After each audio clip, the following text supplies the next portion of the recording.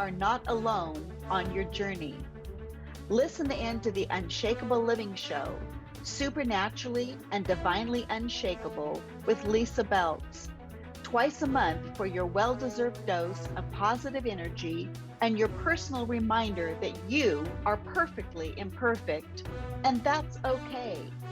Find your true calling and influence the world around you for the better with your profound gifts. Walk away feeling truly unshakable. Remember, God can't steer a parked car, so step on the gas now with Lisa and let Him do the rest. Good afternoon, good morning, good evening, wherever you are in the world. It is Wednesday, April 13th, 2022, and we are just so happy to have you here with us. I hope everybody is having an unshakable week, regardless of what's happening around you. Circumstances are temporary, our unshakableness is eternal. And I'm really, really excited to welcome my guest tonight. Amy Zanders and I have known each other for several years. We are both life coaches, although with a little bit different emphasis, but we have an awful lot in common. So Amy, welcome. I really appreciate you being here with me tonight. Oh, thank you, Lisa. Thanks for having me. I am so excited to be here tonight and share with your listeners today. Awesome. So we're going to dive in here in just a minute, but first I want to say Amy is a published author. And so I'm going to kind of show her latest book.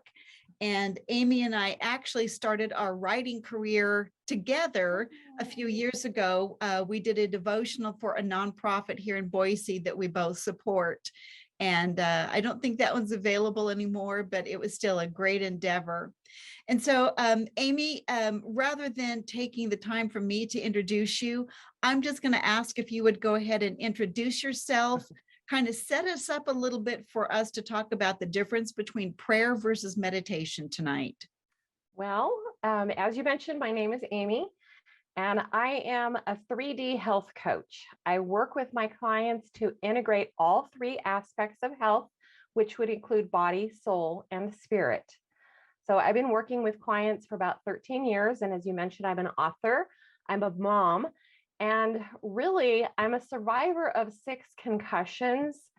So that's kind of how I got started. The concussions kind of forced me into a journey trying to get my health back. As you can imagine, with 6 concussions, I had a lot that I had to work with. And you can find out more about that. Yeah, and they're technically qualified as traumatic brain injuries, correct? They're TBIs. Yes. So I have a little bit more on my bio about just kind of where I came from and a little bit about what I do. And that's at ireachforward.com. So really the thing that I wanted to mention, as far as meditation is, I find that a lot of people, particularly Christians, are concerned about meditation. They feel like there are certain techniques or that they're worried about it. And I just want to bring out that word. It's kind of like the key word for me tonight is about intentional. So whatever it is that's going on with your life, that I think prayer and meditation is something that we need to be intentional about. Yes, couldn't agree more. And I'm going to ask you just to mention a little bit more about your certification as well, if you don't mind. Yeah. So I'm a certified life coach through the American Association of Christian Counselors. So I'm also an integrative nutrition health coach through IIN. That's integrative. I'm like, got to think about what that is. Integrated International. Anyway. And then I also have a certified recovery nutrition.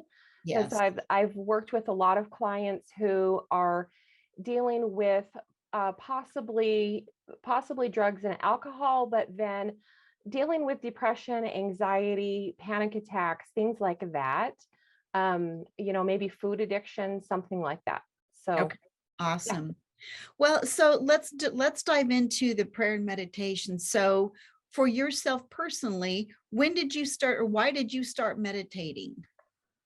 So really, it was all about my thoughts, paying attention to my thoughts, wherever your thoughts they take you. And so your thoughts are they're going to take you wherever you are going to go. And there you are. So my thoughts would drag me into this depression, despair, panic. And that's actually really common with trauma or a traumatic brain injury. And I could really clearly see that in a way I had done it to myself by allowing my thoughts to consume me. And I had tried the idea of, completely surrender and just let the pain and the grief, become my identity. But it didn't take much to see that I really had to fight for my life and be intentional about my healing, and that there was a good, strong connection. I could see that very clearly between my thoughts and then how I felt physically, and then my emotions, which would be soul as well. So I've learned, to use that time of meditation as a source of clarity and strength instead of allowing that darkness to overtake my thoughts. So that's kind of how I got started. Okay, so prayer versus meditation. I think we all have a pretty common understanding of prayer, although there's different practices of prayer. Sure. What do you mean by meditation? And are there different types of meditation? So yeah, I'm glad you brought that up, because the meditation to a lot of people, means, okay, I'm sitting in this certain position, I have to chant a certain thing or whatever. um, but really, meditation, the definition of it is deep, focused, extended, contemplative thought. So the example could be, someone's meditating on the solution for their algebra problem, or someone is meditating on, like an athlete meditating on exactly the points, the steps that it takes to execute a perfect slam dunk. So you probably have actually seen professional athletes, like in the Olympics or the NBA or something, sitting on the sidelines. They'll put their earbuds in and put their hood up, and they're sitting there focusing. They're not just tuning out the world, they're actually practicing what it is that they know that they need to go out there and do. Yep. And this is really based upon the idea that the brain can't tell the difference between the actual practice of mental practicing habits or physical practicing of habits. Yep. So when I say meditation, then really I'm talking about intentionally participating in deep focused thinking about what you want in your life. So meditation really by definition isn't anything religious. Certainly could involve religion and religious practice. So as far as with prayer is specifically a religious practice. So really meditation is about deep thinking and focus, and it's choosing an attitude, and it's again that intentionality and thinking. There's certainly a couple of different ways you can do it. Okay, so the other word that comes to mind is visualization. So is visualization the same as meditation, or is it different? Well, so I think the techniques of meditation, it could be visualization. Not everybody's actually a visual learner, or you could say, as far as like a visual thinker.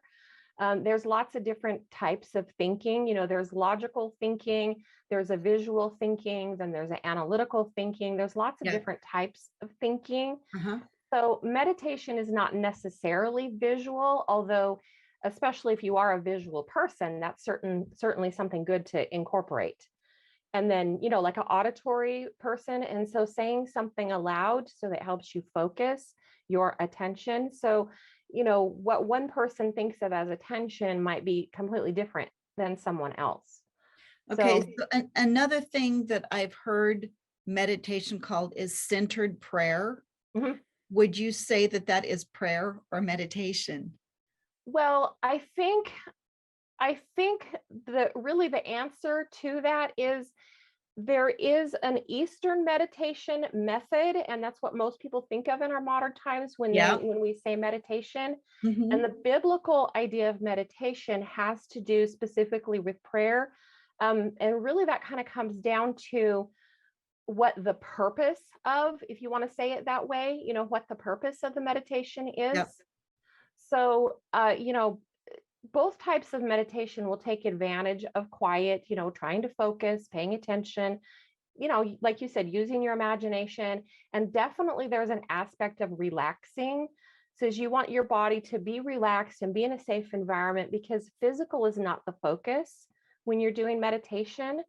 So with biblical meditation, there's definitely an intentionality about transformation, because so it's really based upon Romans 12:2 for biblical. Okay. That scripture says, be transformed by renewing your mind. So meditation really is about your mind, and biblical meditation does relax the body, and you can use imagination, but it's the idea of seeking wisdom and gaining a different perspective and insight. And that really has a lot to do with prayer, is that intentionality is focusing on actual being. And that's different than the Eastern meditation purpose. One of the key purposes with Eastern meditation really is to relax the body for rest and refreshing and reflection. I'm saying both words at Both the words same together. time. Yeah. Yeah, reflection. Yeah. But that can help a person emotionally as well. So with Eastern meditation, there's really an element of emptying the mind and entering a state of universality, and where you are void of thought or worry or individuality. And it's really the idea of kind of like a mental getaway, kind of a mental vacation. Okay. And you might kind of relate this to how you feel when you're at the ocean or looking at a starry sky at night or something like that, because you have that sensation of being small and insignificant compared to the vastness, of the universe or the ocean or whatever. And so the purpose with, with the Eastern meditation really is to have that mental getaway and that mental break. And then the biblical meditation purpose really is to renew your mind. And then there's a relational aspect, which is prayer. So it really depends upon which type of meditation that you're engaging in, as far as, if it incorporates prayer or not. Yeah. And I'm reminded of the scripture, on his word, I will meditate day and night. Mm-hmm. So as I think about setting an intention for prayer versus an intention for meditation, it feels just kind of off the top here, like that kind of meditation is more receiving from God, where prayer is probably taking my request to him. Mm-hmm. So is there kind of a give and take? Is that a good way to think about it? Yeah. And I think if I was going to define prayer, then I would say prayer is technically a legal term. So, a couple of years back, I was in a legal situation because of a car accident that I had been in. And that was one of the concussions that I had. And there is literally a document that the lawyer had to produce that is called a prayer. And it's request. It is, here's exactly what our expectations are. Here's where we are. Here's our standards of what we're looking for, what it is that we believe, and our perspective. So that is, prayer is it's like a legal document that you're presenting and making requests, like you said, to God. Okay, so we're going to take a really quick break. When we come back, Amy, can we actually talk about what prayer meditation does to, like, the chemicals in the brain? Yes. So don't go away. We'll be right back.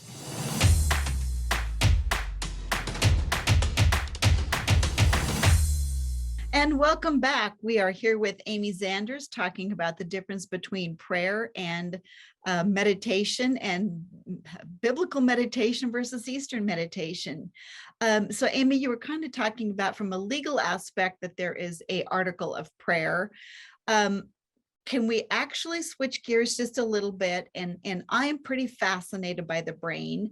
Talk to me again, or a little bit more, about what literally happens in our brain when we're in prayer versus meditation, and the different types of meditation.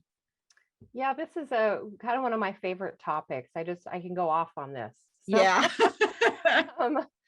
So really, a lot of this that we have to look at, it is back to where I said that we've got 3 dimensions in our body. We have our soul, we have our spirit.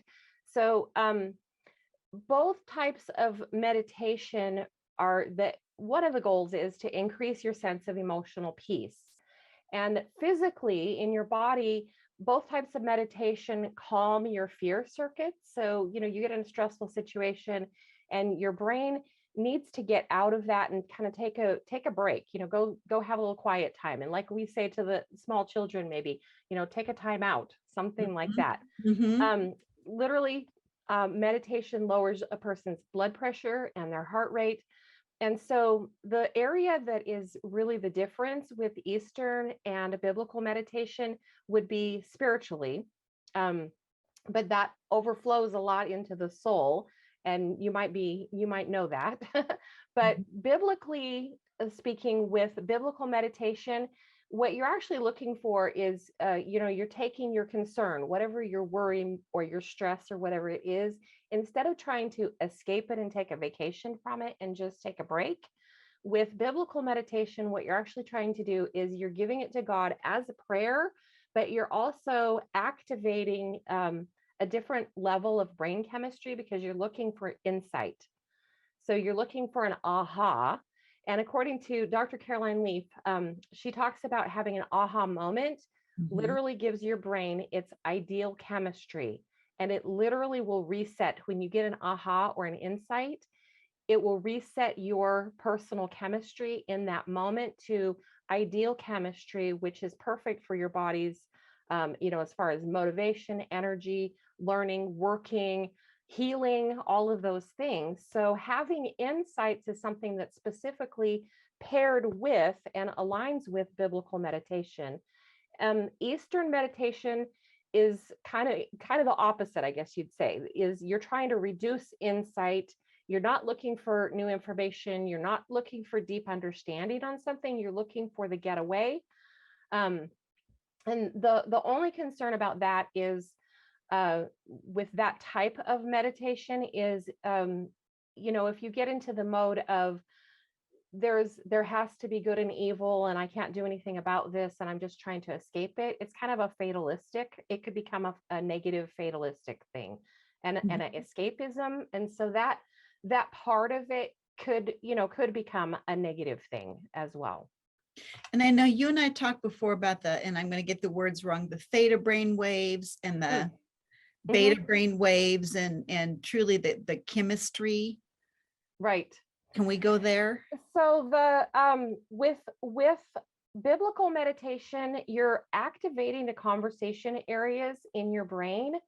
And this is an awareness and an anticipation of an expected response, as opposed to with Eastern meditation. Then with a mantra that's part of usually Eastern meditation, to where you're reciting something, it's like a memorized rhyme, you're actually releasing a different chemistry. And there's so you have the theta, the alpha waves, I don't want to say it wrong, the alpha waves on when you have Eastern meditation, and then you have beta waves with biblical meditation. I want to make sure I say it correctly. In the right order, yeah. So beta waves are increased with prayer and considering, reasoning. These are the higher logic and higher cortex functions in your brain. And with prayer and biblical meditation, it literally is activating not only those relational centers in your brain because of the prayer aspect, but also it's beta waves. And that establishes a better balance, I guess you could say, in your brain, so that you're not overusing one side of your brain versus another. So when we're looking at the type of going on that mental break, mental vacation for Eastern meditation, then you're having that automatic rote recitation, like we can say the ABCs and we don't have to think about it, that sort of thing. Right. Or like watching TV, there's kind of like a down regulation or a lower gear when you get into those alpha and theta waves. And that's like daydreaming, that sort of thing. So a recall is different when you're not trying to memorize or remember, you're not doing problem solving, there's no logic. And those higher functions are actually down regulated a little bit, which is great for if you're worrying, then what you're doing is pushing thoughts away. And that would be the Eastern meditation style. But then with biblical meditation, you're not pushing away the thoughts. You're actually taking those thoughts and gathering them up. And I've heard people say, put them in a basket and, take them to God, that you're having an actual, conversation. You can see there's a difference. And then which one of them resembles or kind of replicates like deep sleep? The alpha and theta waves, then that's the daydreaming. That's like the type of the transcendental, say, meditation with Eastern meditation. So that's like the daydreaming, or anyway, that's like the deep meditation. And Okay. so biblical meditation, it's not that it shuts that down. It's that you're going more on the beta side, which kind of gives you this balance to where you can kind of have a little bit of both. And what I've been taught is that that's actually better for your brain, as long Okay. as you don't go too hard on the beta. If you go too hard on beta, that's called worry. And we don't want all of that, because you're just sitting there recycling on this thought and not making any progress. Okay. So I just thought, can we back up? Is it easier? Can we quickly just say what alpha, beta, and theta brainwaves even are? Well, basically, just I'm not going to get at all into it really, but Yeah. Yeah. basically, it's only been in the last, I want to say, maybe 25 years that these things are known about the brain, because the technology wasn't even available Yep. further back than that, Yes. about what happens in someone's brain when it's a living brain. Everything prior to the last 20, 25 years has really been just based upon what they could observe off of a cadaver. And so there are different wavelengths, and your brain actually activates in a different way when it's producing different types of wavelengths. And so, for example, the alpha and theta is more like daydreaming or sleeping, resting, zoning out, that kind of thing. And then beta is more like when you are having those ahas, you're getting in that active moment, you're making decisions, you're setting goals, and you're more forward momentum. And so it's kind of that higher Mhm. cognitive reasoning, that kind of thing. So if I think about some specific examples, so if I'm trying to decide if I should start a new business and I want God's input, which type of prayer or meditation would you think you would use? Well, I would say there's a place for each type. And really, if you're looking for wisdom and you're able to be at peace so that you're calm enough, but you're really looking for a dialogue with God, then that's really the idea of the biblical meditation, to where you're, say, like, found a scripture that you're saying, I'm not alone, and I can do all things, like, I can do all Uh-huh. things through Christ who strengthens me, something like that. And being able to really meditate on that and focus on that, and add your prayer and have your prayer dialogue surrounded on that particular thought. That's similar to a mantra, but you're actually, instead of just repeating it, you're actually engaging in a conversation, and you're looking for the opportunity to lay aside your concerns, not completely push them away. Mm-hmm. So I think as long as we're able to get ourselves in a calm state and let go, then really the idea about the biblical idea of meditation truly is that the universe has a personality and a character and principles, and his name is Jesus. So so that Yes. when we meditate on him, we get to know him, and it's called the law of adoration. We become more like him as we meditate on him and his principles, and that is transformation, because we become, rather than and that's a different purpose and a different focus, completely different Yeah. than just rest. And so, Amy, you just used one of my favorite words, and that's the word transformation. Mhm. And again, you already mentioned Romans 12:2. It's, be ye transformed by the renewing or the making new of your mind. So as coaches, a lot of what you and I both do is help people transform from where they're at today to where they want to be. We talk about that counseling looks back at your history. Life coaches help you look forward and build the Always. future you want. And it's like I say in my introduction, God can't steer a parked car. Mhm. So listeners, Amy and I are both available for you as coaches. If you have something that you want to change in your life, if you're not sure where you want to go next, both of us are available to help you. Reach out to either one of us. The information is online. You can go to www.transformationtalkradio and find this episode. You can go to Amy's website, ireachforward.com, or to my website at www.lisabeltz.com, LYSABELTZ. Most of you probably know that by now. I really want to thank everybody for tuning in tonight. And Amy, there's so much we didn't cover. We may have to come back and do this again so that we can go a little bit deeper next time. All right, everybody. My next show is on April 27th, and I'm going to have the lovely Jennifer Stewart on with me from New Brunswick, Canada, and we'll be talking about energy and emotion code. Everybody have a great evening, and we'll talk to you soon. Thank you. You've been listening to the Unshakable Living Show, Supernaturally and Divinely Unshakable with Lisa Beltz.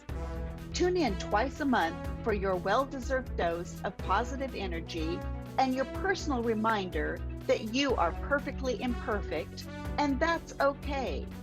Find your true calling and influence the world around you for the better with your profound gifts. Walk away feeling truly unshakable. Remember, God can't steer a parked car, so step on the gas now with Lisa and let Him do the rest.